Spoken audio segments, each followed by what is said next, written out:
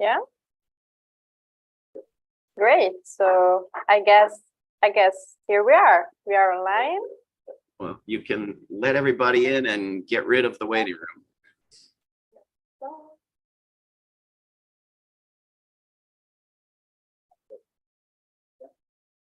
Yeah, we're just waiting a couple of minutes so everybody in the Zoom room can join us.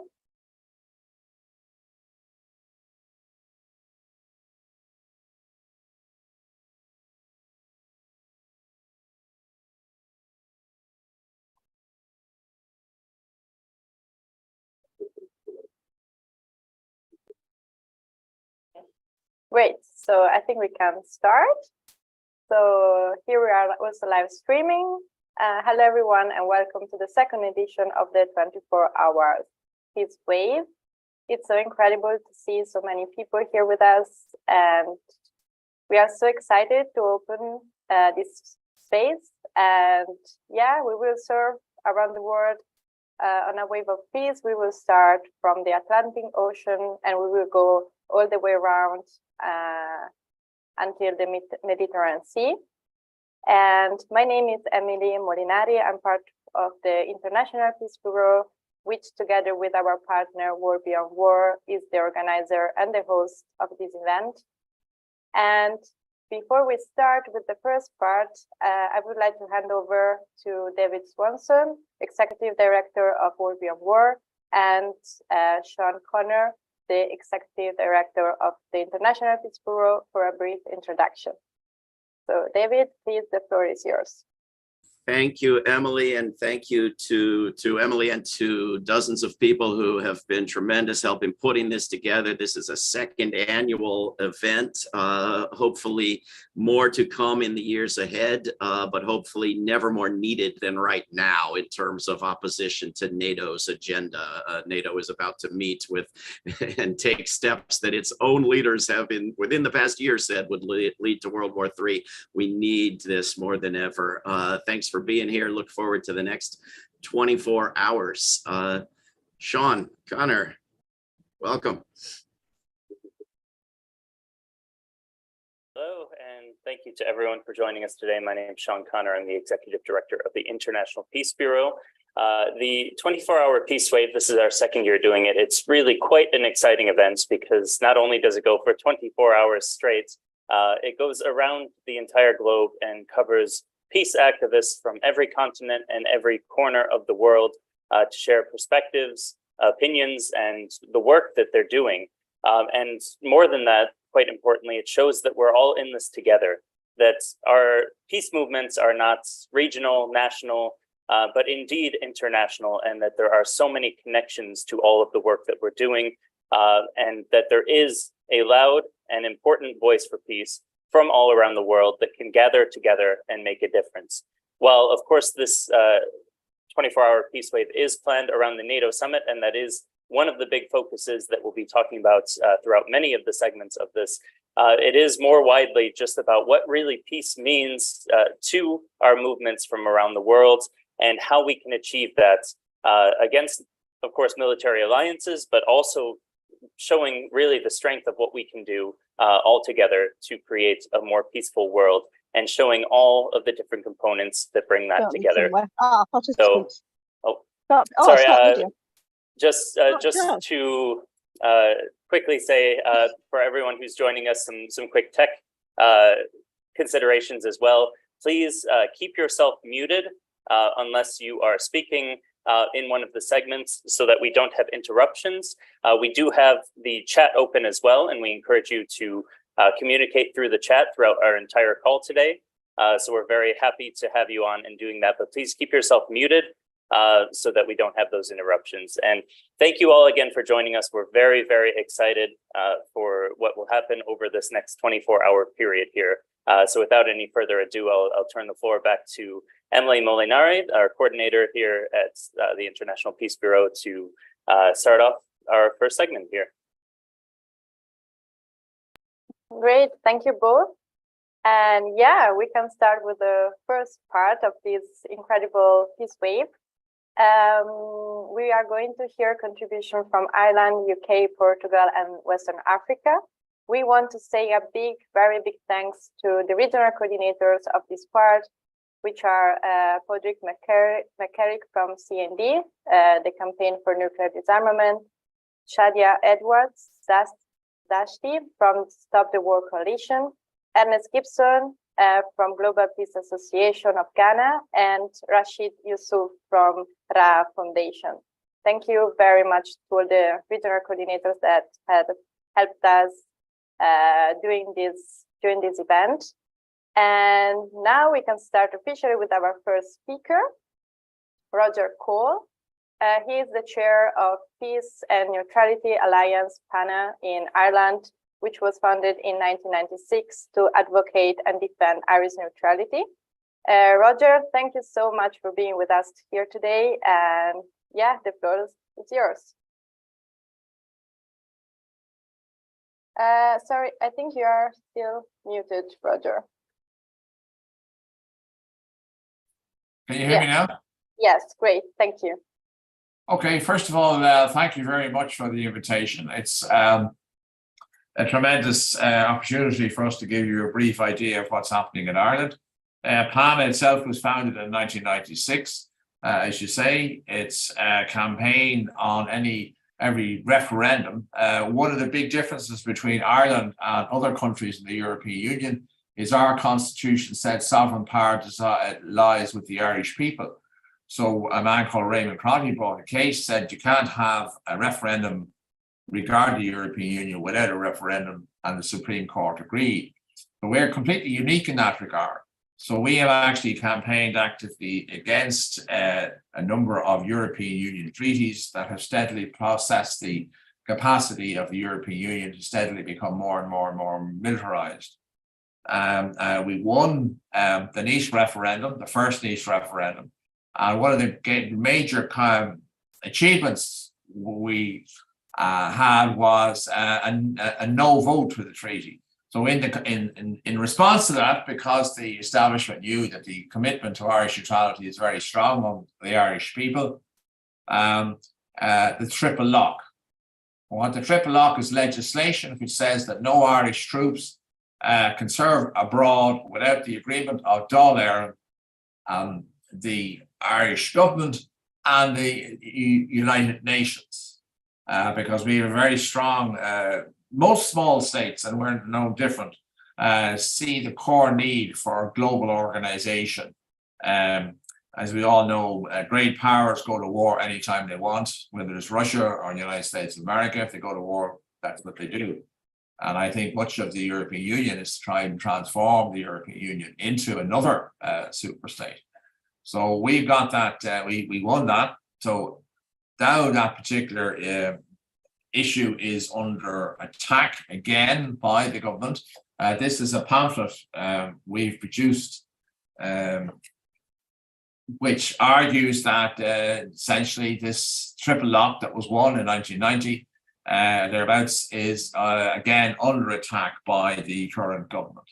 Luckily for us, however, we have a very good president in our Michael D. Higgins, and he played a key role in opposing the Irish government, and essentially the uproar, the anger was so strong that they had to back down and admit that they would not now be applying currently for membership of NATO.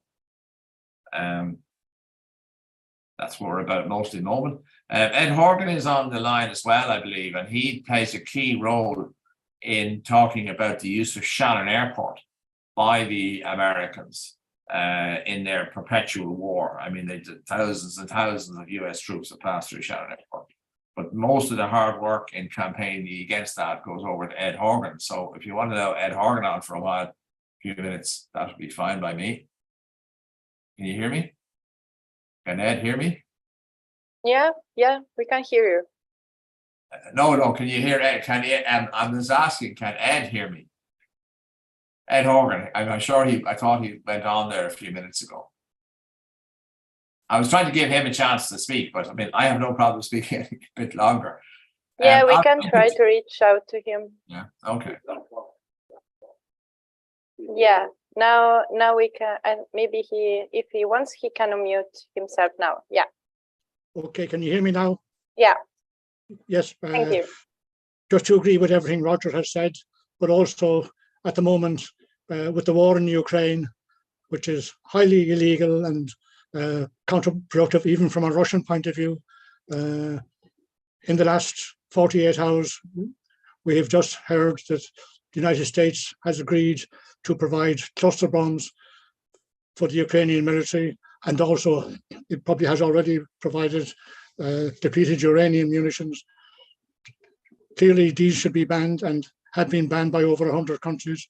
And the damage that this will do, not only to the soldiers involved, many of whom are conscripts on both sides, but also huge numbers of civilians will be killed by these cluster bombs and depleted uranium. And the killing will go on for decades, as has been happening in places like Yugoslavia, the former Yugoslavia, in Vietnam and other places. So it's hugely important that organizations like the World Peace Bureau and World Beyond War do all we can at all times to bring peace to Ukraine and to stop the dreadful killing. Thank you very much. And just one small point on that. PANA commissioned a survey by Ipsos, which is a major polling company. And it showed that 87% of Irish people wanted a ceasefire negotiations and 5% did not. So, and that's exactly our position on the war and seeking a ceasefire negotiations between the Ukraine and Russia. So we came out that position at the start of the war. But this shows, the evidence shows that we are actually reflecting the views of the vast majority of the Irish people. Any questions? Yeah, we can open also the floor to questions if participants want to share them into our chat, so then we can read them out loud. And in the meantime, maybe we can start with Sean. Yeah.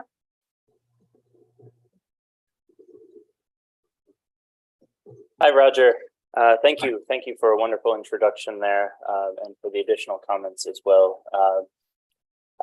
Maybe just as a starting question, while we're talking a little bit about Ireland and the work going on there, I'm not the most familiar with the Irish case, but I have heard as well, I think we talked even in the last 24-hour peace wave, about an air base or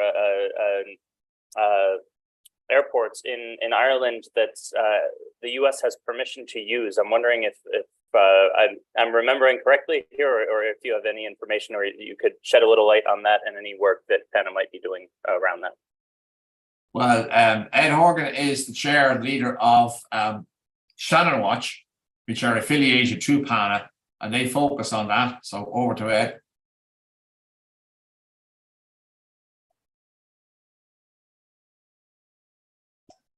Okay, can you hear me now? Yes. Shannon Airport is an international airport in the west of Ireland. It has been used illegally to allow US military troops to Shannon Airport for the last 3 decades, but particularly since the invasion of Afghanistan and Iraq. 3 million armed US troops have passed through Shannon Airport over the last 21 years. This is in clear breach of international laws and neutrality. Ireland doesn't have to be a neutral country, but our government are constantly saying we are a neutral country. Therefore, we are bound by international laws like the Hague Convention on Neutrality. My main concern, and I think everybody's concern in Ireland, is that we are participating in the killing of innocent people in the Middle East. In recent times, we have discovered that a senior Irish Army officer in an interview with a book on neutrality was boasting that he helped to kill Taliban when he was serving with the NATO force in Afghanistan. Clearly, from many people's point of view, the Taliban might not be a very nice organization, but to a very large extent, they see themselves as being freedom fighters trying to get rid of foreign occupation of their country. But the killing of innocent people in the Middle East is one of our main concerns. Up to 1 million children have died across the wider Middle East since the first Gulf War, from in Libya, Afghanistan, Iraq, Syria, and Yemen especially. So the killing of innocent people, especially children and innocent civilians, is why I am involved with peace groups in Ireland like PANA, but also with World Beyond War, because we must cooperate internationally in order to bring international peace. So thank you very much so far. Thank you so much, Edward. I see we have another question in this chat, and maybe it's a good follow-up directly on that, which is for our colleagues in the US. They're wondering what would be the best way in the US to protest the illegal use of the Shannon Airport. And then there are a few other comments here as well, but I think so far that's the only question I see. So I'll let you follow up on that one if you have some ideas or thoughts there. Yeah, I think one way of the people in the US could get onto their members of Congress and senators and ask them to respect Irish neutrality and to persuade the US administration not to use Shannon Airport. The US military does not need to use Shannon Airport. All the planes they are using to bring troops into Europe and the Middle East are now big enough to be able to overfly Shannon Airport. One of the reasons they're using Shannon Airport is to try and destroy Irish neutrality, as they succeeded in doing in recent times with both Finland and Sweden. Neutrality, both in Ireland and internationally, is a very important way of promoting international peace. Yeah, I just make a few remarks on that. There have been surveys done to show that somewhere between 60 and 70% of the Irish people support neutrality. But of course, there's virtually no coverage of the fact that Shannon Airport is being used by the mainstream media. And I suspect quite a lot of people don't even know that Ireland is not actually neutral. It's actually a US aircraft carrier. So there are core problems in that, but at least the indication that we're not going to be joining NATO anytime soon. But it's clear that they're integrating us into organizations that are extensions of NATO itself. So it's all a kind of a game where Irish neutrality is being destroyed, and pretend we're still neutral. It's something they have to do to have the support of the Irish people. But it is in fact a pack of lies. We do have a monthly peace protest at Shannon Airport. As it happens, the next one is tomorrow. We have been doing this for many years. Also, peace protesters have gone into Shannon Airport, including myself, on several occasions to try and search US military aircraft. And at least 38 peace activists have been prosecuted for peace actions at Shannon Airport. Some have been imprisoned. Clearly, nobody has been prosecuted for helping to kill innocent people in the Middle East. Ireland has also been complicit in the torture of prisoners in Guantanamo and elsewhere, because Shannon Airport was also used significantly to support the CIA Extraordinary Rendition Project. Clearly, the issue of torture is also quite an important issue. But all the wrong people are being prosecuted. As I mentioned, at least 38 peace activists had been prosecuted, including Margaret Darcy, who served a number of months in prison. But our protests are ongoing. Next one tomorrow. So if you're ever passing through Shannon Airport, make contact and try and encourage your members of Congress and senators to persuade the US government to stop using Shannon Airport for wars in the Middle East and elsewhere. Thank you.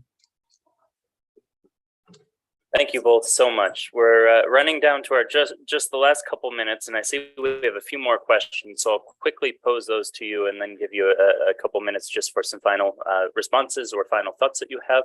So one question from Kathy Kelly is, what is the significance of Ireland having signed the TPNW, or the Treaty on the Prohibition of Nuclear Weapons? Another is sort of a follow-up in terms of the US role of what particular legislators in the US, if you have anyone in particular in mind who might need a little stronger of a push from civil society. And then I see also the question from Adrian here, why is the Irish government not protecting their status of neutrality? And how do global world people accept, coming from Miriam at the end. So a lot of questions and unfortunately very little time, but maybe just quick answers or thoughts from you, just 2 or 3 minutes here. Thank you. Well, I'll just answer the first question. Ed can handle the others. And the reason why they don't protect Irish neutrality is the current Irish government is committed to destroying it. That's what they want to do. Any shred of evidence left in Irish neutrality is to be terminated. And they're strongly supporting the steady creation of a European army. And yes, Ireland has signed up to various international treaties, and we are bound by conventions like the Convention Against Torture and the Hague Convention on Neutrality. But our government chooses to ignore these on a regular basis. I suspect that there may even be threats and possibly even bribery involved. It's suspected, in fact, that the US administration in 2003 under George W. Bush may well have put economic pressure on our Prime Minister to allow US military to use Shannon Airport. It's difficult to prove if this is the case, but it's likely to be one of the reasons. But clearly, our main priority is to stop Irish complicity in war crimes being committed elsewhere. And clearly, we are equally opposed to what Russia is doing in Ukraine. The only difference is Russia is not using Shannon Airport or abusing Irish neutrality. If it was, we would be equally opposing what's going on at the moment. So much to be done. And thank you all in World Beyond War and the Peace Bureau for all you're doing. Yes, thank you very much. Thank you both so much for your contributions. And I think Emily will take over now for the next contributions here. Exactly. Yeah, also from my side, thank you very much, Roger and Edward, for your speeches here. And You're very now welcome. thank you. Now we need to move on. We have another country. Now we are going to hear some contribution from the United Kingdom. We will first watch video where Shadia Edwards-Dashti is going to interviewed Kate Hudson, Sophie Bolt, Chris Neiman, and Lindsay German.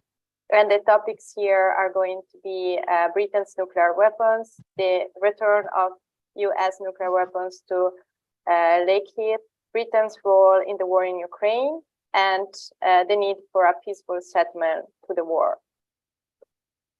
So we can now play the video. Great.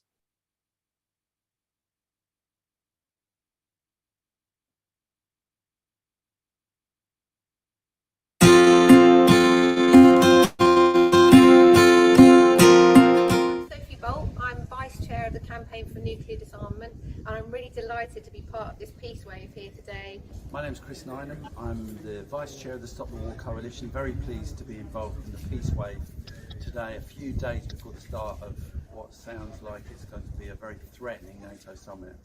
My name's Lindsay German. I'm the convener of the Stop the War Coalition in Britain.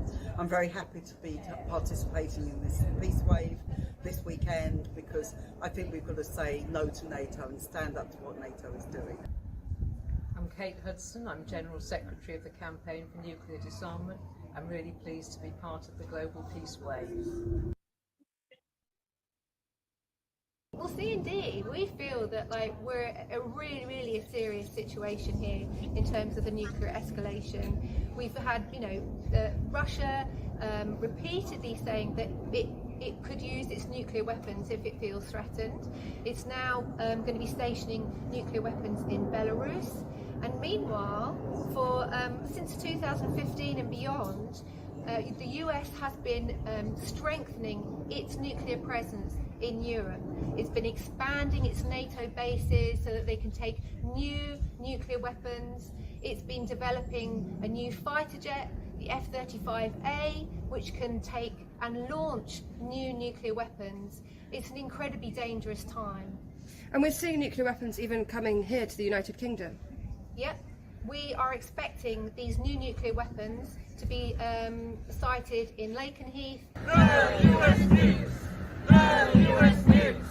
No US nukes! What is the alternative, particularly for us as activists? Well, this is where the population come in. Across Europe, we know that there's been huge protests against NATO involvement and expansion and escalation. Hey, hey, oh, oh! Hey, hey, oh, oh! And here in Britain, why are we protesting? We know that our government is probably the most hawkish US ally in NATO.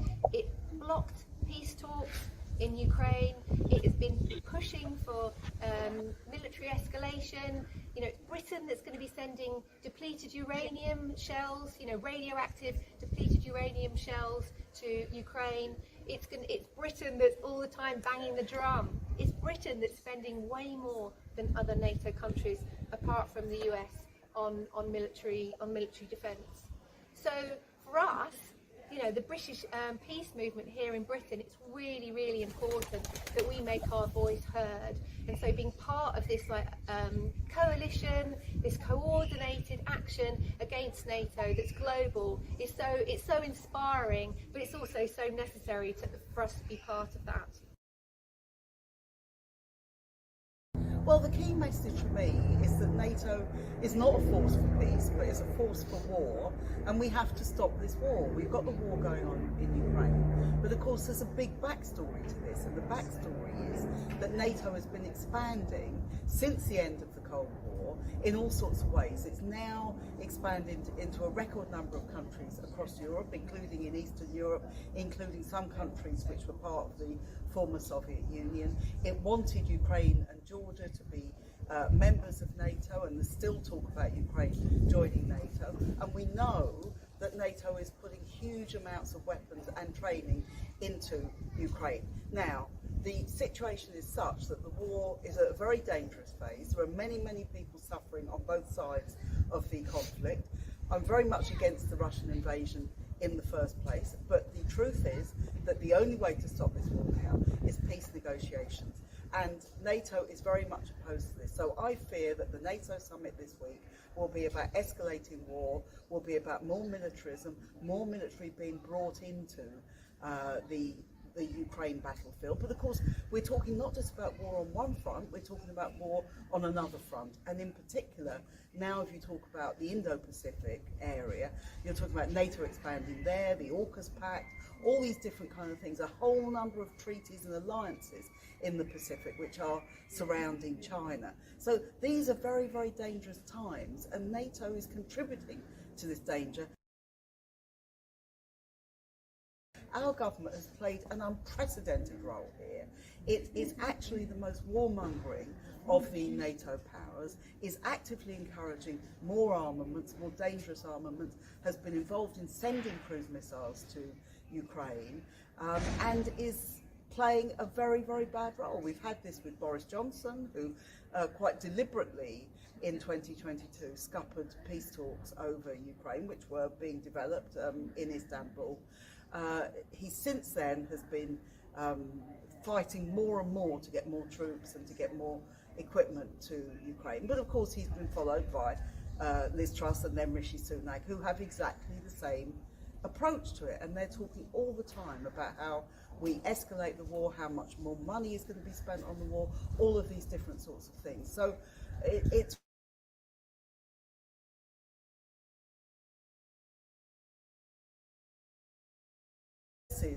in the West and around the world who are saying no to NATO, no to war, let's have peace talks now. Today is obviously a really big day, the day of action internationally to stand up against what's happening. How important is that for us as activists? it's extremely important because, of course, always for activists, you feel very often you're in a minority. It's very hard sometimes to get your message across. And, of course, we have the media in this country that is not helping. We have the politicians that are united in supporting the war. And in this situation, it's extremely important that we know there are people across the world. We know there are people in Africa, we know there are people in Latin America, we know there are people across Europe and the United States who are all standing together and saying, peace talks now, no to war. We opposed the Russian invasion from the start. The level of escalation, the amount of arms that have been pumped into the region and into the country by the West has turned it into a proxy war between the NATO powers led by the US on the one hand and Russia on the other. And unfortunately the first victims of it are the Ukrainian people. That's the truth. But also, to make matters worse, it risks a confrontation on a much wider scale, including the possibility, for the first time really since the Second World War, the serious possibility of an on-land war between two nuclear-armed states, which could obviously trigger something much more horrendous and much more dangerous. So what should we be doing? What is the alternative? What's the answer? Well, obviously we're part of the peace movement and we're involved in protesting and campaigning and demonstrating against the war, both in Britain and kind of through connections internationally. And there's the beginnings of a big peace movement developing in Europe with connections in the rest of the world. And that's very, very important. And what we're calling for is first and foremost negotiations, diplomacy, a ceasefire and talks. I think there are voices within the corridors of power in the US who are now beginning to say we need to think about a bit of an endgame here. I don't think they're very loud at the moment, but I think that through the summer and perhaps into the autumn they may come to the fore more. Whether or not they do will partly be dependent on whether there's a kind of surge of popular opposition and resistance to the war. And that's why the anti-war movement is so important, particularly now strategically. Obviously, we're speaking just a few days before the NATO summit kicks off. Today is the International Day of Action. Why is that so important? Well, because it's part of building the resistance. I mean, one of the things that really marks this situation is this kind of suffocating consensus in the mainstream, in the media, in politics, in academia, where everyone's saying, in the official world, everyone's saying, you know, this is an absolutely crucial war. We've got to topple Putin. You know, we've got to weaken him. That's the aim of, that should be the aim of what we're doing. There's very, very few, almost no voices in Britain in the mainstream talking about peace, talking about diplomacy, talking about an end to the killing. So there's a great responsibility on the movement to kind of reach out and to try and build networks and build support. And actually, when you get out on the streets, there's no war fever in Britain. There's no great enthusiasm. In fact, there's a huge majority against actual British troops being sent to Ukraine, even though they have been, as it happens. So there's a lot of opposition to war in you know, amongst ordinary people. Our job in the anti-war movement, and that's one of the things we're doing today, is to get out on the streets, to talk to people, to petition, to leaflet, to put the argument, so that we can build networks that can then mobilise further down the road. It's like the British government is the most gung-ho of all the countries across Europe, even sometimes more gung-ho for the war than the United States. And in the peace movement, we have to be out there on the streets, making the case for alternatives. We have to be lobbying our MPs and lobbying government. And above all, I believe, we have to be establishing the links across Europe for the peace movement and globally as well, because the global south and their position against the war, you know, against war fighting and, you know, not siding with NATO. That's really important as well to shift the dynamics. So one of the reasons why the kind of anti-NATO actions coming up this weekend and coming up next week, they're really important, and working together, even on the global peace wave, that's bringing the movements closer together. One of the things that I really wanted to ask you as you were speaking just then is the question why? Why is the British government so gung-ho, so adamant for war, war and more war? Why?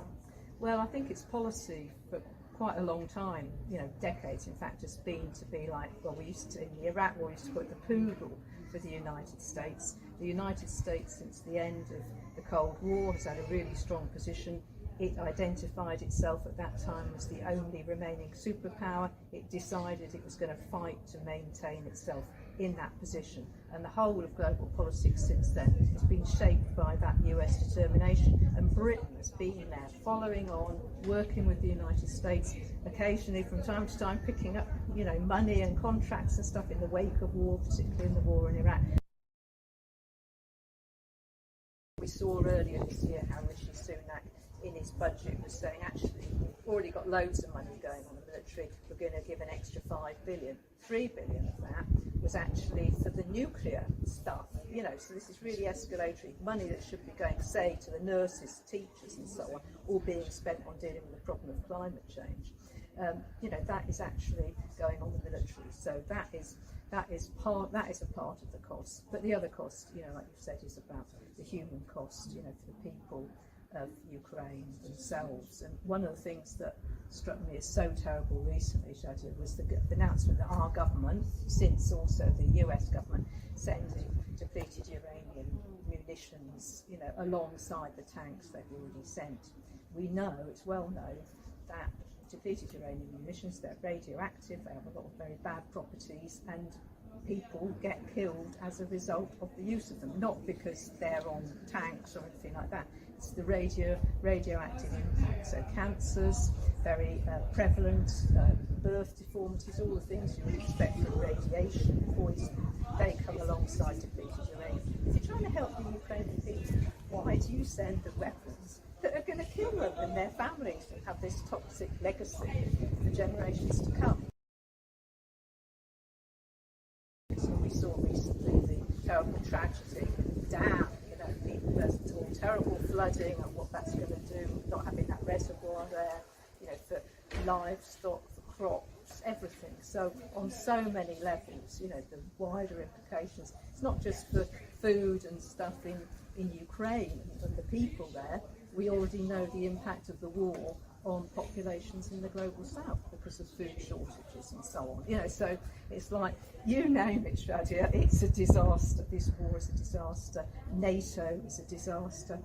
It's small wonder that countries in the global south haven't been jumping on this kind of, you know, let's be in the war bandwagon, or even let's have sanctions bandwagon. They say NATO is a disaster.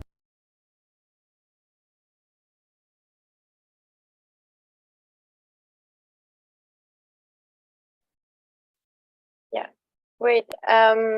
We are seeing that some of the participants cannot hear the volume, but from our end, everything is fine. So maybe you can try to check your volumes from the device. I really hope that everybody can hear. But yeah, so we have heard some contribution from UK. We are again very thankful to Podrick and Shadia to have prepared this video from us, but we have one last contribution from England. I wonder if she's here. We are going to show also a small video of the Aldermaston Women's Peace Camp, but first it would be great if Isla can speak, maybe introduce a little bit their activity there.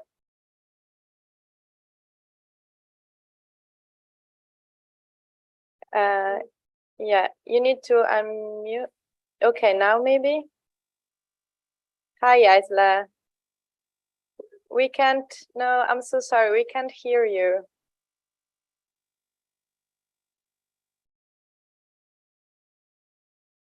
Can you hear me now? Yes, great. Hi, I'm so happy that you joined us today. Oh, I think you need to unmute yourself again one last time. Sorry about this. No, that's great. We're so pleased to be part of this global wave. We've been demonstrating outside Britain's bomb factories since the Greenham days. We started at Greenham Common and got rid of cruise missiles there, and now we're at Aldermaston, and it's so important for us. We come here on a monthly basis because Britain is just having in cooperation with the Americans and NATO, and we feel that our presence here at Aldermaston Women's Peace Camp every month is just a little part of the protest that we can do against Britain's nuclear weapons. And we hope that we wish you all very best of luck. We are so proud to be part of your. Thank you, Aisla. Yeah, the internet connection is sadly not that good, but that's what happened when you try to connect with people from all over the world. So thank you very much for your time. Yeah. And we're sitting outside. We're in the Berkshire countryside in England, sitting outside the weapons factory. So probably it's not a good reception. No. But anyway, we're so happy to be here and to be part of your wave. Yeah, thank you again. That's the whole idea of the Peace Wave. So we can bypass the internet problems and try to connect with you. And I'm very glad that you could join us here in person. And I think we can show now also the videos that you sent us. So maybe we can understand more what you're doing there. Thank you.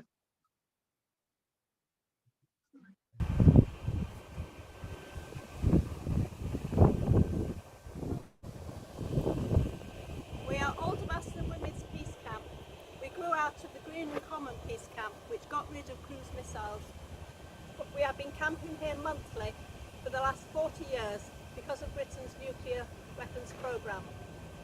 We are here still because of the increase in nuclear weaponisation throughout the world. We want accountability for British nuclear testing, justice for the Western Shoshone Nation, and victims of all British nuclear colonialism. Scrap Trident, implement all nuclear treaties, bring justice and assistance to the victims of all nuclear weapons tests and use. Sign the UN Nuke Ban Treaty. Sign the UN Nuclear Ban Treaty. Sign the UN Nuclear Ban Treaty now!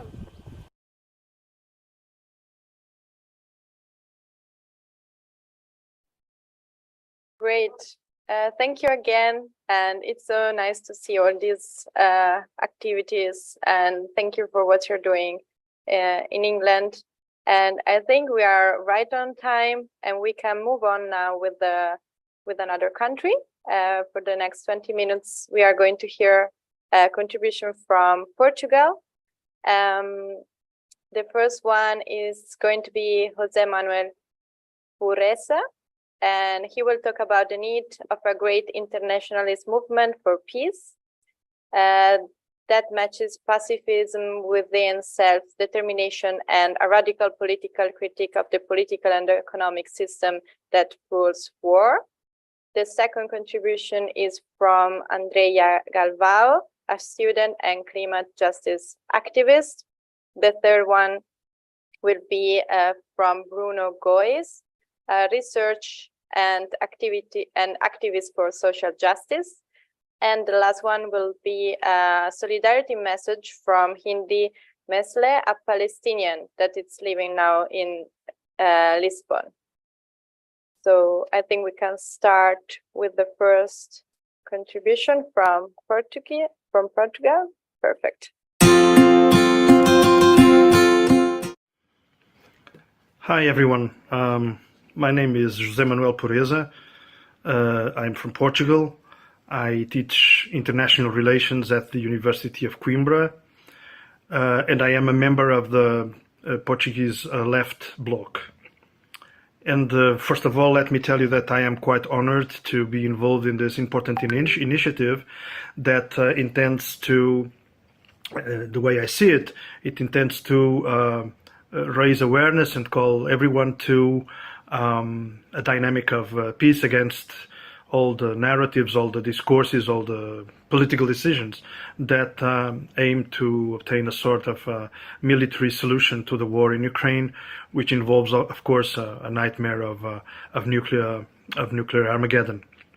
The peace movement has always been heterogeneous, but over time, one of its main components was a radical critique of the confinement of the political space and of the public debate by a construction of reality as enclosed in simplistic antagonisms, like the one between country A versus country B, as if country A and country B were not several different things, did not have many internal tensions and contradictions, in which there was no dispute over policies and power.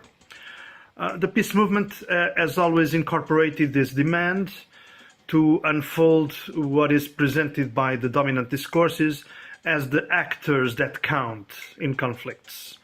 States, presented as something opaque, presented as a sort of billiard balls, bringing to the fore policies, socioeconomic hierarchies, and all the violence that geopolitics hides behind its poor ontology, only states, and often only great powers. Those of us who match the combat for peace with all the combats for emancipation do not fight for peace because of cuteness, but because we don't accept that war may serve as a device to erase the centrality of the political struggle and of all emancipatory struggles, whatever their scale is. This is how I see Martin Luther King's pacifism as a superior level of the anti-racist struggle and for civil rights. And this is also the way I see Gandhi's pacifism as a superior stage of the anti-colonial struggle, which rejected not only formal colonialism, but the very models of reasoning and violent action of the oppressors, and disarmed their repressive strategy through nonviolent resistance. So it's because of emancipation that we fight for peace, and not because of a sort of moral imperative according to which any peace is always superior to any war. I don't believe that this is true.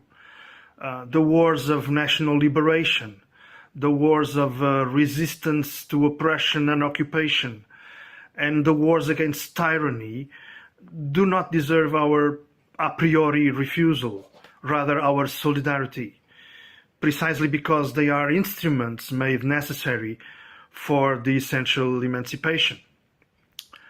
As you all remind, in February 2003, the massive demonstrations all over the world, the massive demonstrations for peace against the war in Iraq, were demonstrations against imperialism and against the world political economy that drove the international political process towards that war.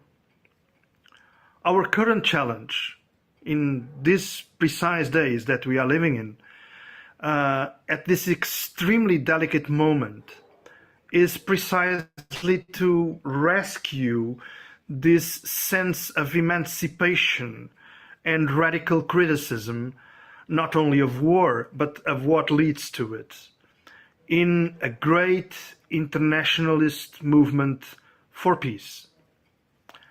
Faced with the war in Ukraine, this general challenge should be divided, in my mind, in 5 concrete challenges. And I would like very briefly to go into each of these 5 concrete challenges that I believe we are facing at this very moment.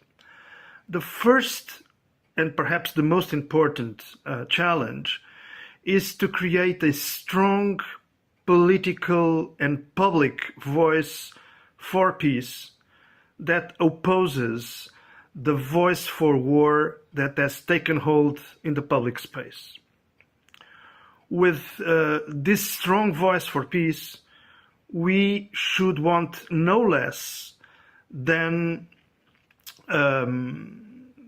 to break with the hegemony of speeches in favor of the military solution, which in fact are a complete irresponsibility because they call for destruction that drags destruction and are illusory in denying the nightmare they drag on. The second main challenge I can identify at this moment is to articulate the political solution for the war with the primacy of the principle of self-determination of all peoples. The world needs a political solution to the war in Ukraine and to any other war, but namely the war in Ukraine, so that the self-determination of that people and of all peoples in that territory is fulfilled. I believe that the invasion of Ukraine and the Russian aggression are the opposite of that. The third challenge is to join forces to demand an urgent political investment in the densification of the channels that remain, let's say, alive despite the war. The grain export channel, the prisoner exchange channel. These are examples of things that may be deepened in aiming at obtaining a broader level of political negotiation. The next challenge is that we need to remove the exclusive criticism of war from the field of humanitarian compassion. It is precisely in the name of the direct and indirect victims that the primacy of the political solution must be clearly pointed out as an element of a lasting and ambitious security architecture guided by the values of human security and also climate justice. And finally, the fifth challenge that I can identify is the following one. The great internationalist movement for peace will always have an intersectional nature, articulating agendas and struggles such as that of the feminist movement, which exposes the patriarchal nature of the international system based on warlike competition, and that of the movement for climate justice, which shows that this struggle is at the heart of all conflict prevention strategies in our time. I will stop here, just saying that a political and ideological radical critique of the discourses and practices that are fueling war by halting emancipation. This is why a strong movement for peace is so important. Let's go for it. Hi, I am Bruno from Portugal. I believe that turning the page on war in human history is not just a wishful thinking. I believe it's a realistic objective that must guide the international policy of all countries. Solidarity with the peoples, for instance, of the Democratic Republic of Congo, Ukraine, Palestine, or any other country involved in the conflict is not an empty word. In Portugal and in Europe, it is our duty as activists to demand our governments to reject the arms race and to promote international political and economic relations that lead to peace among the people. My name is André Galvão. I'm from Bloco de Esquerda, Portugal, And I would like to first start by saluting your initiative. It's of most importance right now and at any moment to discuss peace and to try to grasp a world beyond war. I would also like to express my solidarity to all the people who are resisting violence, resisting war, and have been ripped of their right to live and their right to freedom. We know that we are living in a sensitive period where geopolitical tensions are arising. We are seeing the world reconfigurate in front of our eyes. And we're also seeing the dissemination of violence, the normalization of war, the rise of the extreme right, and a threat to our project of social justice and energetic transition, and all our projects for a world in which we can inhabit, in which we inhabit in a way that is fair and that is just.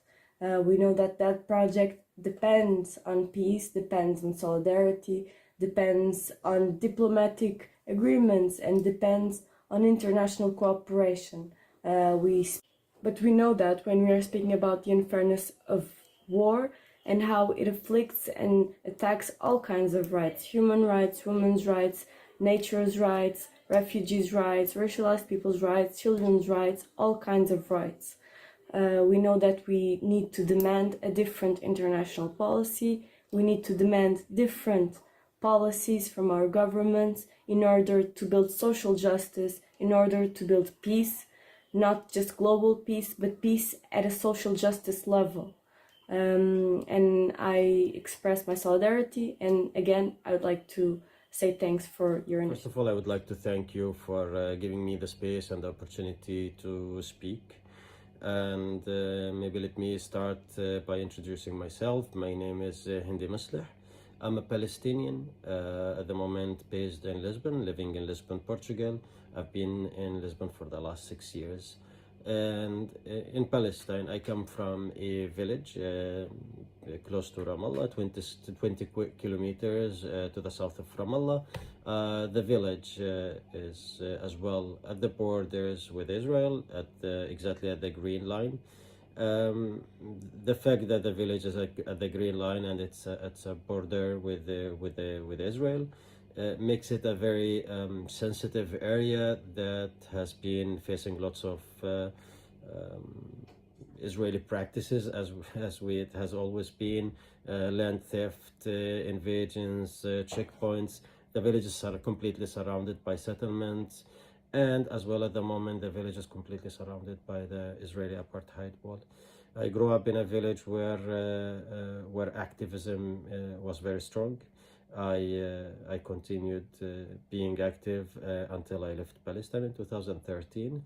And in Palestine, as I studied documentary film production and photography, I have always been present in those protests, and as well, if not in attending and documenting, but as well in organizing, not only in the village, but as well in the surrounding villages, such as Budrus and Bil'in village, that they are very well known for their weekly protest against the apartheid wall. And moving to Lisbon, the fact that the Palestinian community is a very small community, faced a little bit of certain difficulties. To work within the community will give you strength and more ideas and power to start doing things related to Palestine. But that doesn't stop this from happening. As in Portugal, we have lots of support and help from the Portuguese, whether individuals or groups or political parties, as the leftist political parties in Portugal have always been present, and one of the parties not only fighting for Palestine but as well for lots of Portuguese topics, housing, anti-racism, lots of social topics as well. The fact that I am Palestinian makes me always focus at the Palestinian topic and the Palestinian cause. Not because I'm Palestinian, definitely that's one reason, but as well from a human point of view, from the human side, feel always there's a huge injustice in Palestine, a very brutal occupation that has been going on for the last more than 70 years, and unfortunately it hasn't stopped, and we don't see a very near future solution.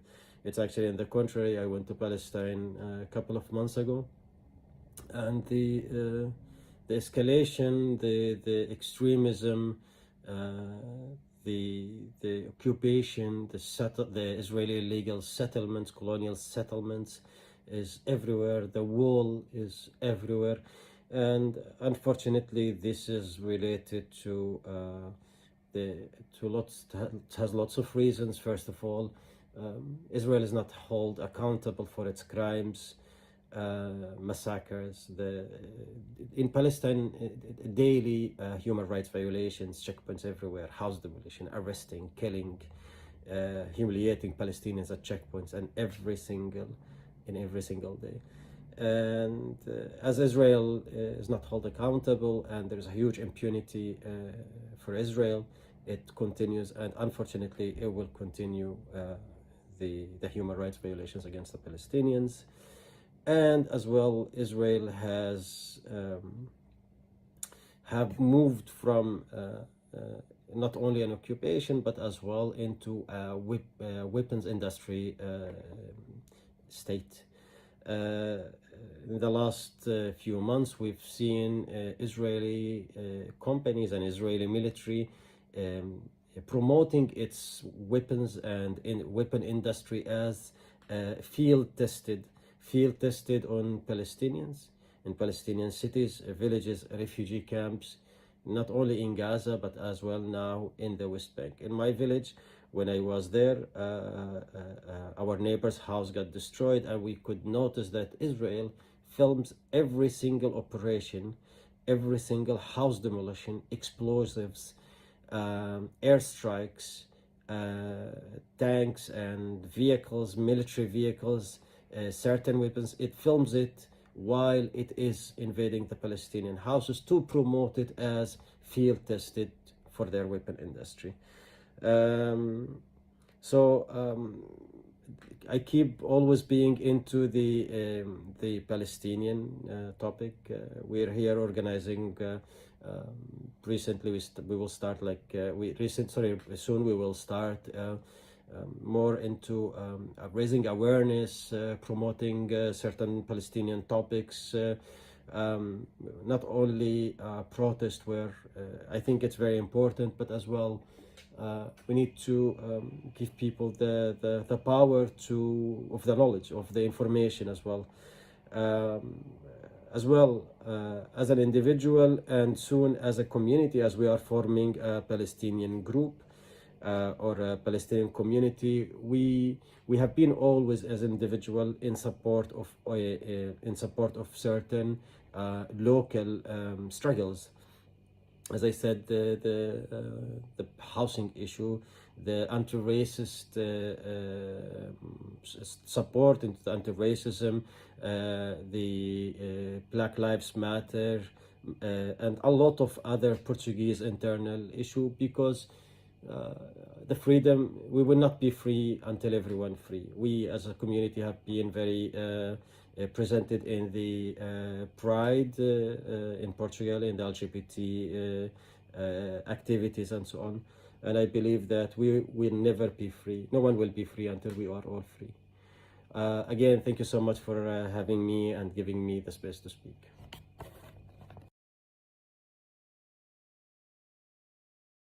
Yeah, great. It was so great to hear these testimonies, and I think it just shows how much we are all interconnected in this world, and it's just a reminder also. It goes on the same line as the peace wave to say that, yeah, we are all here together in this, and we are all connected. And it was very, very inspiring to hear these voices. And I think we are on time now. We can move on to the next session, and we are going to hear from the West Africa countries. They have prepared a panel. I'm going to give the floor in a minute to Rashid Youssef from the Raha Foundation. And I just want to thank before again Rashid and Ernest Gibson, because they were the regional coordinator for this support. So thank you again for all your work here. And yeah, I don't want to steal much time from you, so I'm giving you the floor. Thanks, Rashid. All right, thanks, Mitchell. Hi, everyone. It's good afternoon here, and then good day to everybody from all around the world. My name is Rashid Yusuf, and I'll be moderating the session for the for West Africa today. And with me, I have Ernest Gibson as my co-moderator. Ernest Gibson, please can you say hello to everyone so they can see you?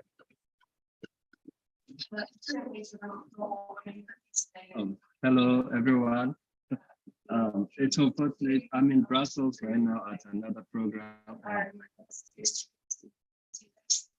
Yeah, and I'm having a little bit of interruption here, so I will be supporting Rashid behind the scenes. So thank you, and I'm happy to you. Thank you. So for Africa session, we have some speakers lined up for the discussion around peace and no to militarization and yes to cooperation, how we can foster peace in Africa. And with me today, I have speakers from different backgrounds around peace and development from West Africa and South Africa. So I have with me Dr. Akin Lijoka. Dr. Akin Lijoka is a lecturer and an international and political science. He's from Ahmadu Bello University, and he'll be leading the conversation today. With me, we also have Richard Appiah from Ghana. We have Tyson Smith from Liberia. We have Cyril Bacon from Cameroon. And we also have Memani from South Africa. So we're glad and we're happy to have everybody here. So I will just got right into the conversation. I'll be starting with Dr. Akin Lijoka. So Dr. Akin Lijoka, are you there? You can unmute yourself. All right, great. Okay, so quick one.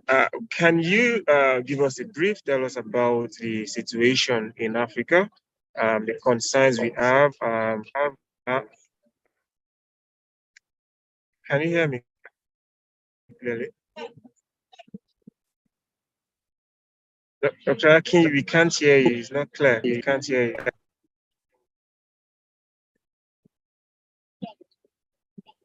Yeah, can you maybe try to change your headphone setting in the Zoom? Maybe that's why we can't hear you. Okay, you can unplug the headphone and let's speak there.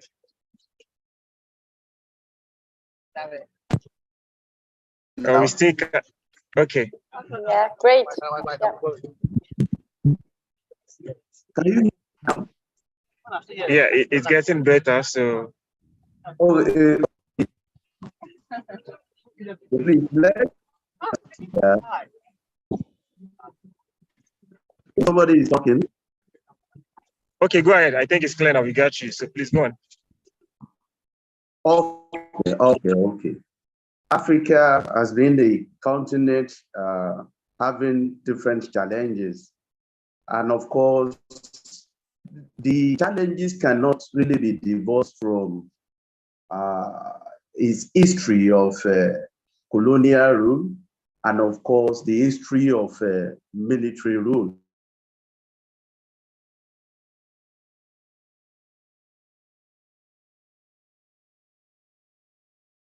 Of them, or the majority of them, are the military rule. So building Africa has been the major problem in Africa. When the colonial masters were living, they handed down Africa where they were not to having steady economic efforts. And of course, they were not raised in terms of technological know-how to develop Africa. So this is the background to which we found ourselves today in Africa. So when the colonial masters left, the people that inherited Africa from them were able to manage the resources at their disposal at that point. And of course, the military came in and they battered the whole economies of Africa. And this is what we've been facing today. Even with the renaissance of democratic rule right from the 1980s and of course to the present day we are, there have been issues of fostering peace. And one of the challenges in fostering peace in Africa is the issue of ethnicity. Leaders are full of themselves whenever they are in power, and we want to at all times raise their ethnic groups high than the other groups. And then we have problems. Then we have crisis. So this is one of the issues we've been having. I remember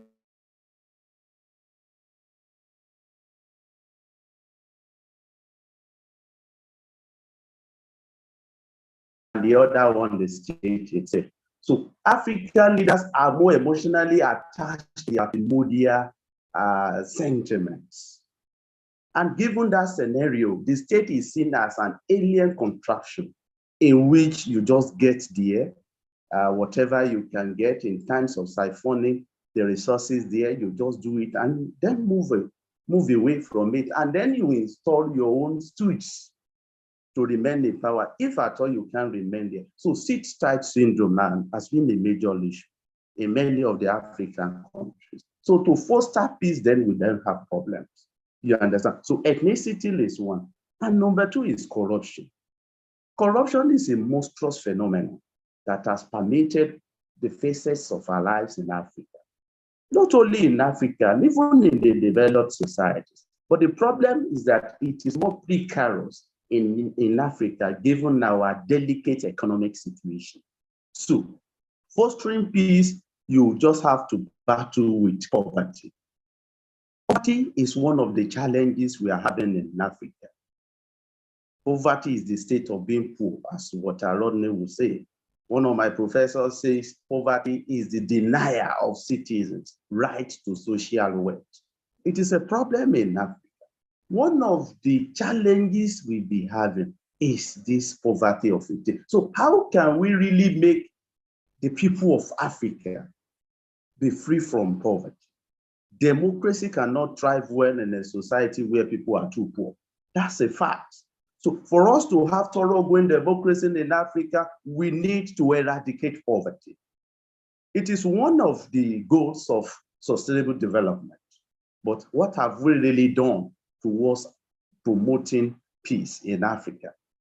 In Africa, where poverty can be seen, or we should be seen, or it should be seen as something of the past.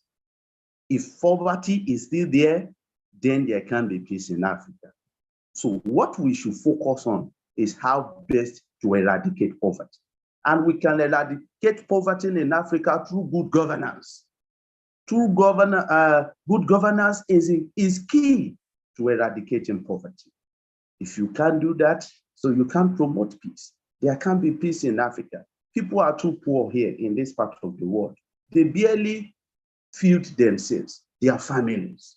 And of course, those who now appropriate powers want to remain there or put their students or even their children there so that they continue to siphon the economies of Africa. And of course, we have comprador bourgeoisie in Africa, those who live with the bourgeoisie in the Western world to make Africa. We still have them in place. So until we uproot them,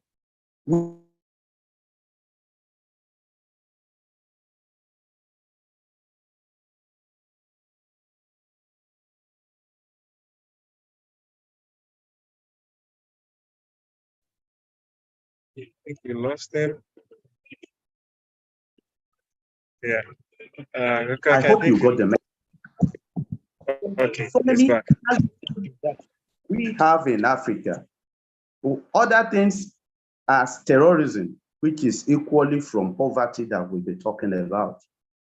Poverty serves as a fertile ground for terrorism. So people resort to extremism to hear their anger over their being alienated from their respective societies in Africa. The clan-driven conflicts in Somalia is as a result of poverty. And of course, the issue of Boko Haram in West Africa is as a result of poverty. So, and that's why we said poverty eradication is key to promoting peace in Africa. And that we have argued we should promote good governance. We should fight corruption. And then the issue of terrorism, we gradually leave Africa. Economy, we really need to raise the economies of Africa. Just November last year, for example, in Nigeria, the National Bureau of Statistics says 133 million Nigerians live in multidimensional poverty. It means that more than 60% Nigerians are multidimensionally poor. And you remember Nigeria is the most populous country in Africa. And where you have more than 60% of them living below poverty line, it means that there is a big problem in Africa. So there is a need to promote good governance for us to foster peace in Africa. Again, the issue of state repression must be there. Must be eradicated in Africa. Repressing decent voices, those who raise their voices criticizing governments in Africa, are being suppressed. And this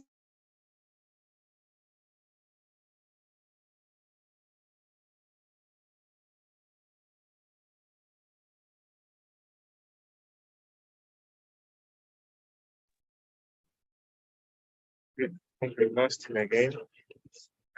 So I think we lost him. Agenda. Every government has an agenda. And government is by no means malevolent. Every government is expected to be benevolent. So government of benevolence, working towards eradicating poverty, and of course, promoting healthcare delivery, accessible and affordable healthcare services. So that our leaders will not be running to the Western or Asian worlds to get Medicare. So we really need to work on this. And of course, there is a need to promote education. Education is key to sustainable development. If you want to sustain any development at all, you need to prioritize education. But how are we doing that in Africa? It's been an issue to foster, to emancipate the people of Africa. And you do that through education. This is the thought of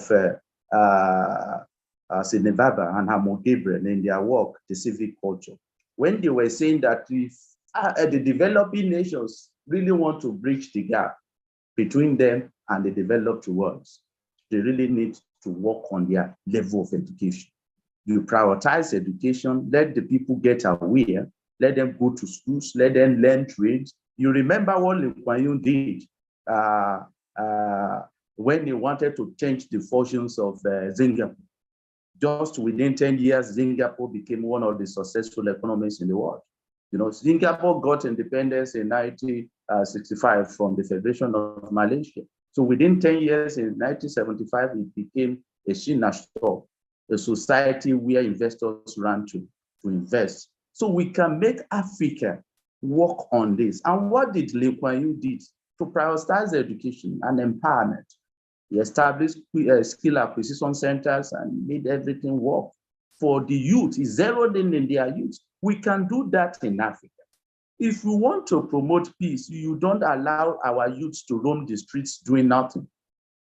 In Somalia, in Cameroon, in Guinea, several other countries, you see youths roaming the streets, doing nothing.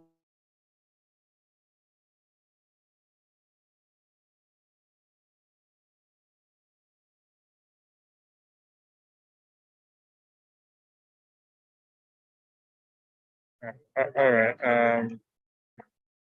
Sarah, we might bring you up because we're losing. Okay, Tyson, are you there? I'll bring you up and so that we can continue from where the Nigeria internet is it's fluctuating there. Dr. Akin, we lost you. We lost you, and then your mic is on. I don't know if it's on mute. We can't hear you clearly anymore. We still can't hear you. You can check your mic. So, but we'll come back to you. Give us a few minutes, and let's bring Tyson in, and then have him answer some of our questions. Can you hear me Tyson, now? are you there? Yes, we can. Okay. Okay, can I? Okay, go on. Go on. Okay. Yeah.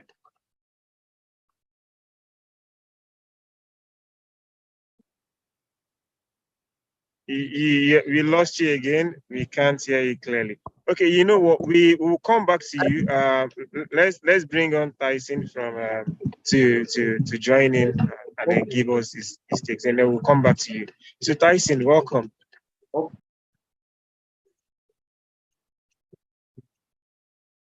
Tyson, I can't hear you. Can you unmute yourself?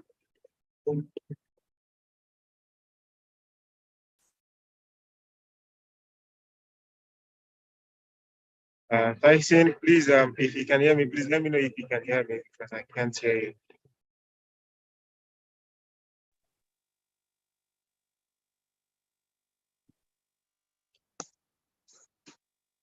Okay. Tyson, welcome. So I have a few questions for you, about 2 questions, and I would like to ask you. I know we in Africa we've been trying to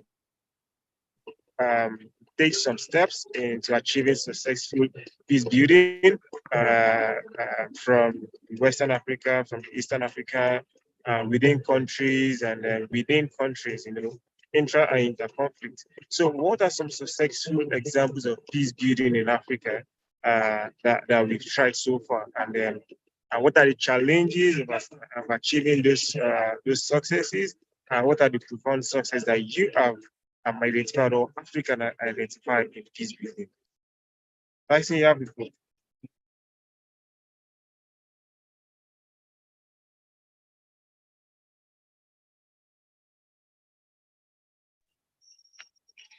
Good afternoon to all. I'm Tyson Smith, Reginald, Executive Director of Focus International and member of the African Working Group of the International Peace Bureau, also a council member of the International Peace Bureau. Today, I'll be representing the International Peace Bureau through the African Working Group contribution on the 24-hour peace wave. Today, as we all know, the challenges we face in Africa as it relates to the growth and development of Africa, peace. But I'll be specific in the Liberian context. I'll be specific in the Liberian context. I'm so sorry, Tyson, to interrupt. Can you try to speak a little bit closer to the mic so we can hear you better? Can you try to stay closer to the phone? Yeah. I'm not even getting you guys because you guys are very, very low. I'm just trying to get you guys. Yeah. Yes. We can hear you now. Please go ahead. Yeah, come closer to your mic and continue the way it is. You don't have to go so far. Just hold it and go on. Yeah. As I stated that I'll be specific on Liberian context, where Liberia got its independence in 1847 when the free slaves migrated from the U.S. Tyson, please, can you take the phone closer to you? Do not take it far from you. You can hold the phone in front of your face and continue. Please do not take it farther from you. You are far from the phone. Yeah, you can just hold it closer to you and then go ahead. Yeah, this is fine, and then go on. Okay, are you getting me now? Perfect. Go on. Okay. As I was saying that I will be specific on the Liberian context from our perspective of the peace wave. Liberia got its independence in 1847 when the first free slaves migrated from the United States of America and settled on the Prevalent Island in 1822. And Liberia has faced a civil war which was one of Africa's bloodiest from 1989 to 2005. And this war claimed the lives of more than 200,000 Liberians and further displaced millions of others into refugee camps in neighboring countries. To be specific, Ivory Coast, Guinea, and that of Ghana, which we have the Bujumbura camp. And people who fought this war was most often child soldiers, were used through all the war. Liberia cherished the past 18 years of peace. However, this peak in turn of sudden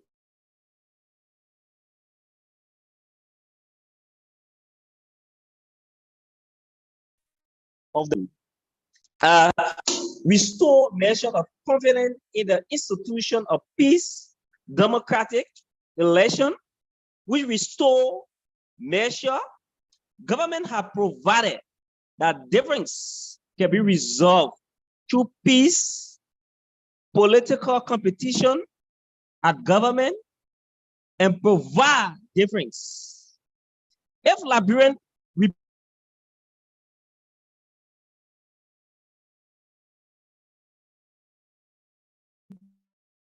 this source in 2023, it will mark the second democratic transfer of power from the elected incumbent President George M. Weah to elected executive since 1944, as former President Eddie Johnson stepped down during the first democratic transfer of power at the end of her constitutional mandate. Vertical social cohesion is also strained by capitalism, rent-seeking, and weak civil society. These are problems that we face in our society today, wherein civil society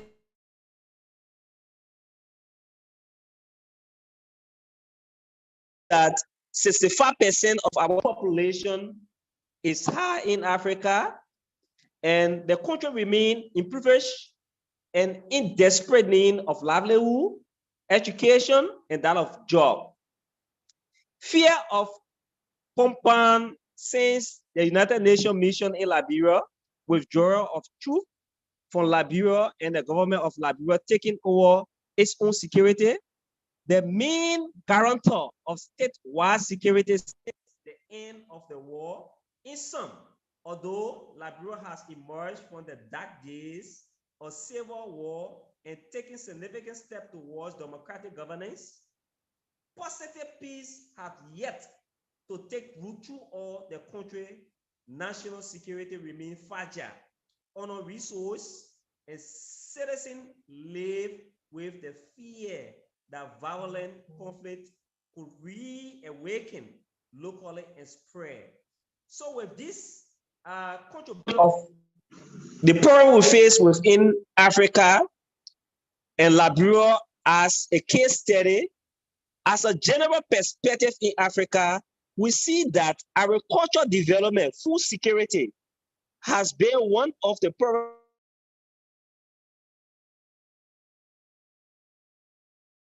faced with Africa.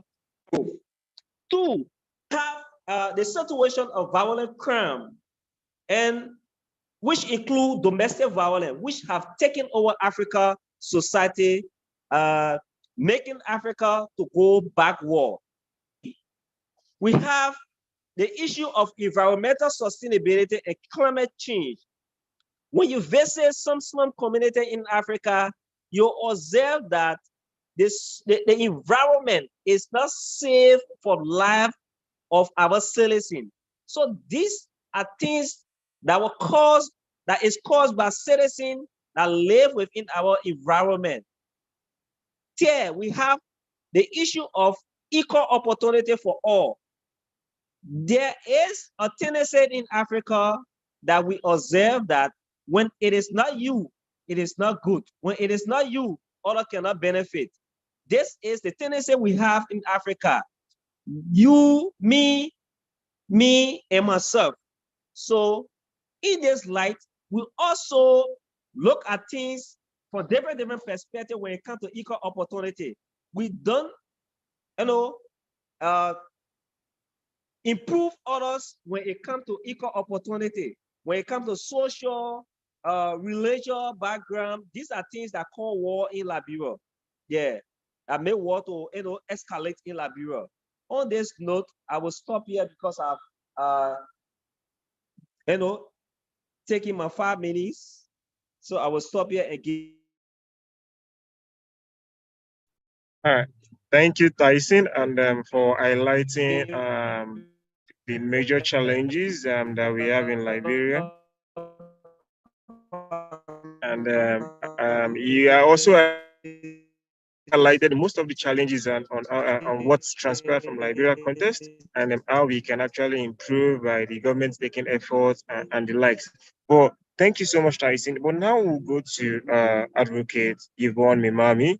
Advocate Yvonne Mimami is from South Africa, and she is she's a barrister. Please, are you there? Can you come up, Advocate Yvonne Mimami? Thank you for joining in. So, Dr. Akin and Tyson both shared the challenges that we have in Africa as regards achieving peace and ways that we can, the challenge of the government, the civil society organizations, the people, the resources, and the history of why this has been a challenge in Africa. But coming to you as someone that has been in the space in South Africa, what do you think, or what are the concrete actions that can be taken to achieve these challenges? That's one. And what are the opportunities for cooperation between stakeholders in fostering peace in Africa? Now, can you shed more light on these possible solutions? What do we need to do? What are the action plans? And how can we cooperate and collaborate to achieve peace in Africa? Thank you very much, and thanks for inviting me into this space. And then may I just switch off my camera, because I always have a problem with the camera and the audio at the same time. Yeah? I will respond to your questions. Thanks. What I think can be done in order to resolve the problem in Africa is to involve Africa itself, because the UN has tried to come up with many peace forces for so many years. For example, in 1961 in the DRC, there was a complex situation where there were influx of mercenaries from multinational mining companies, and there was war, and the war was not resolved. And then I am saying, because the AU has set up a peacekeeping structure, and then that peacekeeping structure of the African unity, it will have to have teeth so that it can bite. Because the war in Africa, it's not only the war, the physical war, the poverty that was raised by the doctor earlier on. And as a result, because of that poverty, you find Africans throughout the world trying to seek and also sell their cheap labor in other countries. And where in some instances you find that they are being discriminated against. And the problem also, we need to check, the problem in Africa, it's because Africa is rich in minerals. So there are many people who are benefiting out of all these wars in Africa. So the reason why I am saying, I think if we can just leave Africa on its own to try and resolve the problems. Yes, of course, there are ethnic problems within Africa. There are a number of like poverty and the other things that are in Africa. But I think if Africa can be given an opportunity to can deal with its own problems, possibly there can be, peace in Africa. Because, I mean, there has been violence, there have been wars in Africa since, and it is not even in the media most of the time. So I'm not sure whether you want me to still continue to talk or yes, please go ahead. Yeah, you still have some few moments. Please go on. Yes. So yeah. So my key point is that because at the end of the day, who is suffering out of these wars? It's women and children, and civilians are the ones who are the victims of this whole thing. They are the victims of this whole thing. And then there are businesses, multinational businesses that are operating in different countries in Africa, where you find that there's a business that is booming on the sideline of the country, and then whilst there's a civil war in the same instance. So these are crises, and perhaps maybe, Africa cannot ban multinational companies to come and do business in Africa, but those businesses must be done in a proper way. It must be done, the businesses must be done in a way that promotes peace within the continent. So thanks, sir. All right. Thank you, Barrister Yvonne. And when you all shared these concerns and the rate from the poverty in the spectrum of this conversation of fostering peace in Africa, talk about the challenges of poverty and the democracy not being straightforward, and we now having the structure of managing peace by ourselves or fostering democracy in Africa. But it brings me to the question of militarization in Africa. As you've mentioned, where we have challenges of multinational corporations, the resources creating a lot of havoc in Central African Republic, Democratic Republic of Congo, in northwest of Nigeria, and the likes. But it called for militarization, but at the same time, we see a pattern of spending more on militarization than spending on development, spending on the growth of the people, which could actually solve the challenges of the poverty, right?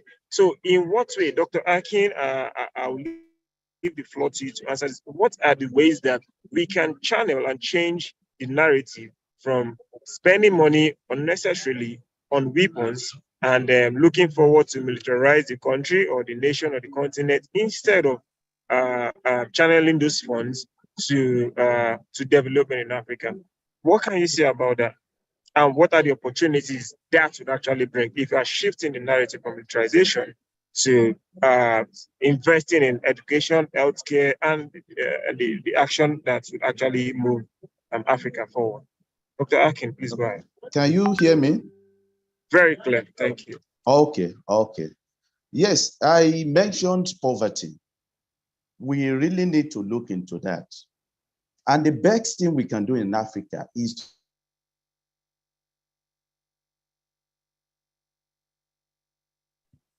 provide affordable and qualitative education for our youth. And of course, those of them that we want to involve in skill acquisition, let government step forward to train them and then provide some sort of assistance to them to be on their own. Having done that, there is a need for government to involve in critical infrastructure, to build schools, to construct roads, race system, interconnect Africa, so that people can move from one location to the other. I mentioned infrastructure, electricity. How are we enjoying stable power supply in Africa? If we really want to make things work, if you really want to reflect the comatose economic situation of Africa, we really need to work on infrastructure, energy infrastructure. We really need to move towards green moving towards solar generating infrastructure, solar generating electricity. We should move away from greenhouse emissions. Of course, we know that these things are causing climate change. So we really need to move towards other things that we can generate electricity from. We really need to promote again inclusivity in governance. People feel alienated in most cases. If you read the work of Frank Fanon, René Zahar, they talked about human alienation. So the argument is that when people are being alienated from the society they are more likely to be aggressive. And that's the position of things, particularly in many parts of Africa, and Nigeria inclusive. When people feel alienated, then they take to the streets, they take to crimes. So there is a need to promote inclusivity in governance. And when you do that, people then can be abreast that this is our government. You remember when protesters were in the White House in 1861, protesting to the government that soldiers were being killed in the American Civil War. What did the president then tell them? He said, these guys that were killed in the American Civil War knew that the government meant themselves, that they would feel that this is their government, not just a government of the people in the White House alone. And we used those shooting words to placate those people. So there is a need to promote inclusive government in Africa. And again, about this issue of poverty, there is a need to mechanize farming. Many of our youths now do not want to go into farming. One, it is not lucrative for them. And of course, two, it is not mechanized. There is a need to look into this, to mechanize farming and, to encourage the youth, give some sort of incentives to youth to go into farming, and you mechanize it for them. Like I said, they must not be idle. If you want to foster peace in Africa, youth must not be idle. If they are idle, there can't be peace in Africa. So there's a need to work towards that. Mechanize farming, fight corruption, eradicate poverty, and promote good governance. Yes, democracy is adjudged to be the best form of government today because it promotes inclusivity, it promotes representation, and it promotes participation. So how do we make that have a smooth sail?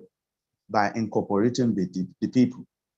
And again, elections must not be rigged in Africa. If you rig elections, some people will feel alienated. They may not want to be in alliance with the government in power. And of course, there's a need to fight sit-tight syndrome in Africa. Some leaders will want to remain in power for life. Some may even want to install their wives or their children after leaving or while preparing to leave. We must work against this. I know that AU has been working on this, and of course the regional organizations in Africa like SADC in Southern Africa, and of course ECOWAS and the rest of them, they'll be working towards this directive. So there's a need to look into this. I have mentioned education. We need to fight corruption because corruption is an antisocial behavior. As Professor Soba will say, conferring a proper benefit contrary to moral and legal norms, and which undermines the authority to improve on the living condition of the people. We really need to fight corruption in Africa. Those who are found to have to have enriched themselves in using corruption should be jailed. There's a need to look into this. They should be jailed. They should be found, once they are found guilty, they should be jailed. All their properties that they have illegally accumulated should be confiscated from them. Because in Africa, we have leaders who are full of primitive accumulation. So we really need to fight this in Africa. And of course, youth must be abreast to democratic governance, must be ready to work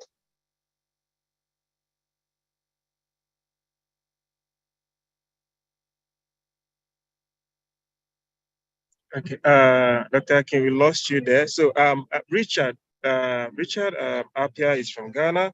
He's going to come up next, and Richard, please, can you come up? Richard, are you there? Yes, I'm here. I'm here. Okay. Welcome, Richard. So, Thank you. Richard, I want you to have a take on this. Talk about the militarization and its effects in Africa. And if you look at the situation happening in Sudan at the moment, which started from bringing in some form of militarization that is not even the government, it is not the nation's government, and bringing in Janjaweed and joining them into militarization, and then bringing up all these things and making a case for power tussle. Please just shed more light on militarization in Africa and the effects and how we can actually shift that narrative to something that can be better than spending much more on money, but fostering peace in a more sustainable way. Okay. Good afternoon to everyone. I hope everyone can hear me very loud and clear. Loud and clear, Richard. Okay, great. Like I was saying quite earlier in my text, I think it was just an add-up to what Doctor was saying. Militarization basically is the processes through which the military is empowered and are given much more higher gains over the civilian authority. And so, in my opinion, I think that in Africa, most of our political leaders tend to understand or tend to admit that once they empower the military, they have some sort of backing, they have some sort of support. And so the moment they begin to do their illegal claims, they begin to do what is not right legitimately, they tend to empower the military so that they have some sort of backing from the military to be able to do all sorts of menial stuff. Now, here is how to go about it. When we don't curb militarization as a continent, it would go a long way to bring about war. The reason is this. The moment people get to understand that the military is in tune with the government, it brings some sort of chaos, it brings some sort of anarchy.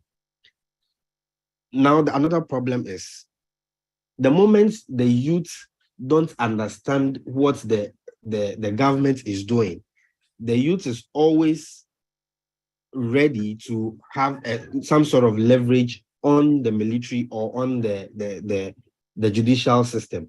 And so if the youths find out that the military is in some sort of support with, or is in some sort of bed with the government or the political powers that be, that's also going to create some sort of political problem or anarchy or let's say war.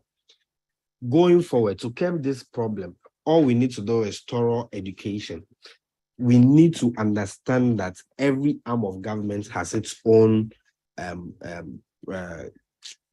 every arm of government has its own duty to perform.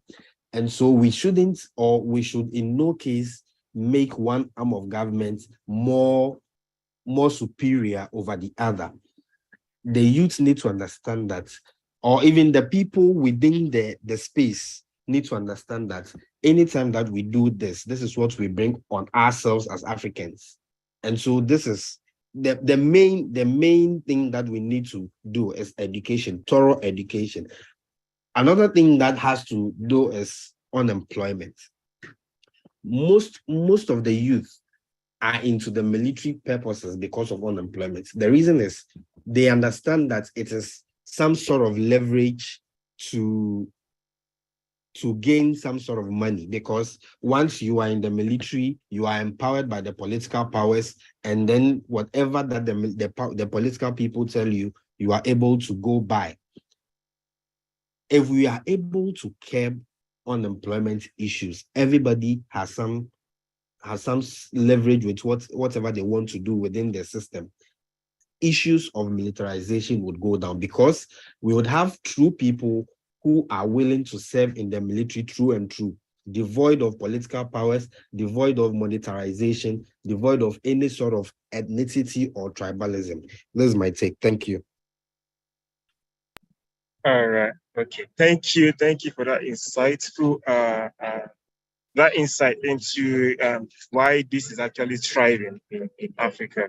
But Dr. Akin, I'm not sure if you are back on. If you are, I would like you to complete what you were saying, give recommendations, and then Dr. Barrister Yvonne, I'll come back to you next. Okay, can you hear me now? Yes. Okay, please let me complete what I was trying to say. You know, we are looking at militarization in Africa.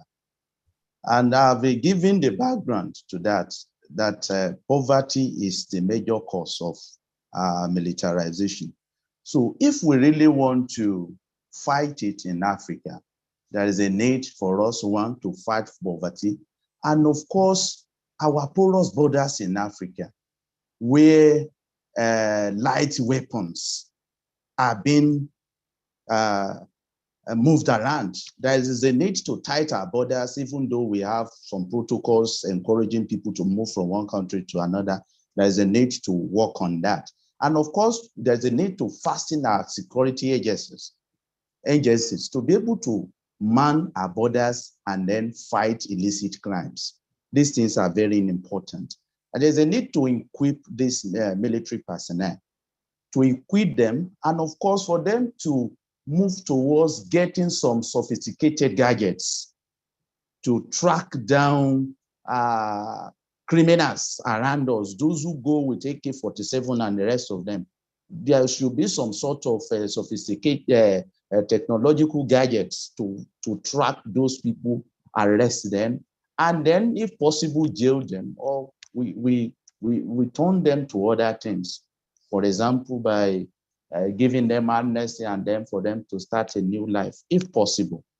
But the important thing is we should fasten our borders, equip our security personnel to be able to track down criminals around us in Africa. And of course, there is a need to improve the security situation of Africa.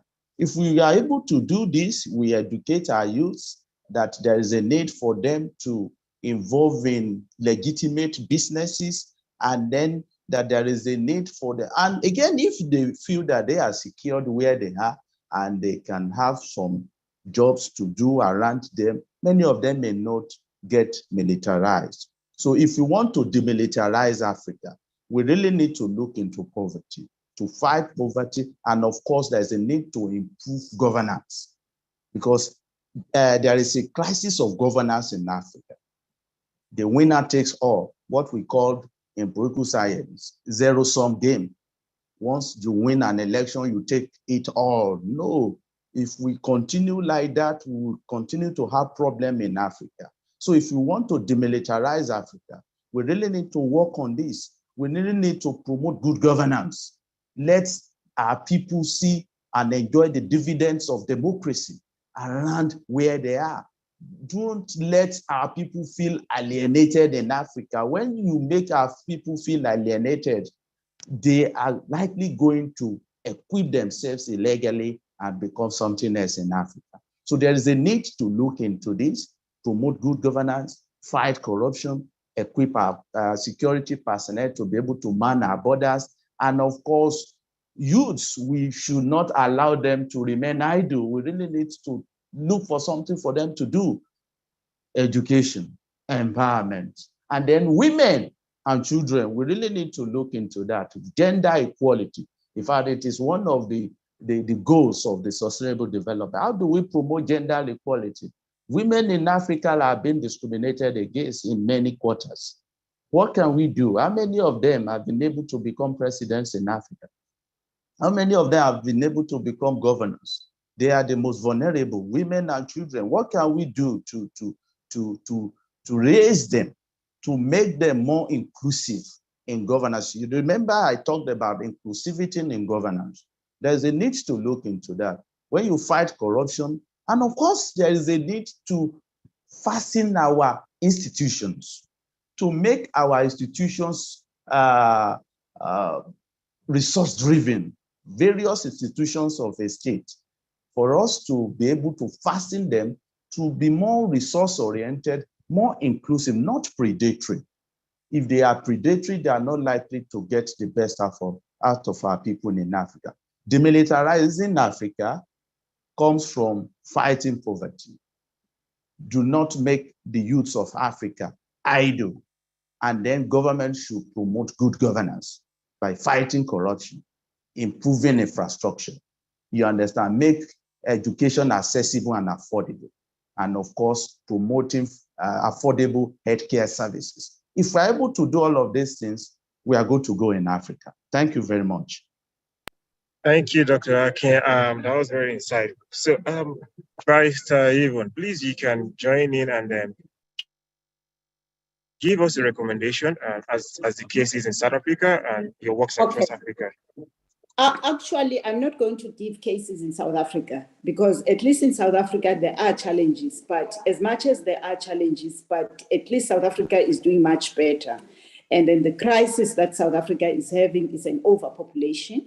And then the overpopulation that is as a result of people who are moving from other African countries going straight to Africa with the purpose of getting quality jobs and etc. But my proposal here is that these multilateral corporations, they need to plow back in Africa in the form of a true government so that we can improve the education, the quality of education in Africa, so that we are able also to eradicate poverty and also that plowing back can also improve our infrastructure development in Africa. And then the other, so that they can be able to do that in Africa. And then those are the things that needs to be the solutions. These are the things that I think needs to be the solutions in African problems. Thank you. I'm not going to talk about militarization because the gentlemen have spoken a lot. I'm just filling the gap where I think needs to happen. These multilateral corporations, they really need to play their role. They cannot just come and then and get resources and then not create jobs, quality jobs, and then thereafter they leave Africa in the state it is. Thank you. Thank you. Thank you so much for that. Tyson, are you on? Can we hear you clearly? Okay. Yeah. Please, in a minute or two, can you give a recommendation? And yes, yeah. Okay.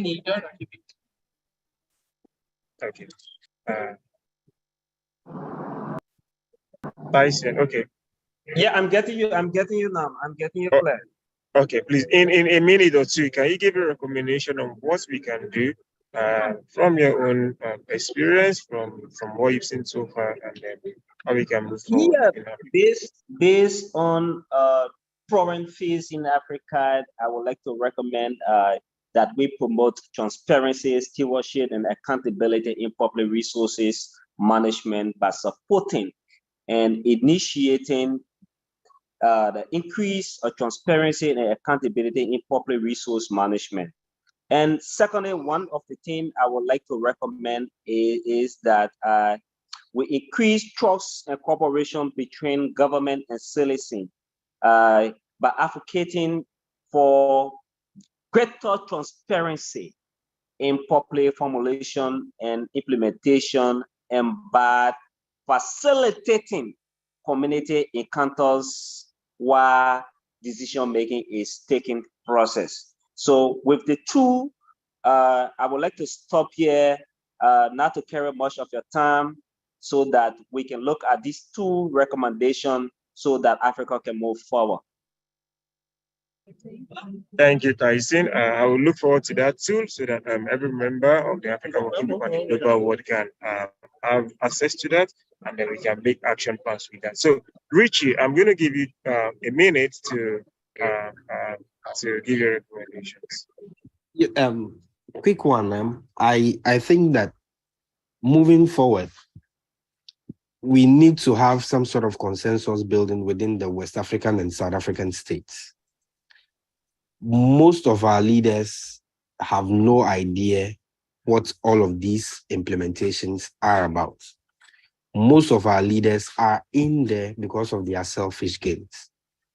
we need to have some sort of consensus building, some sort of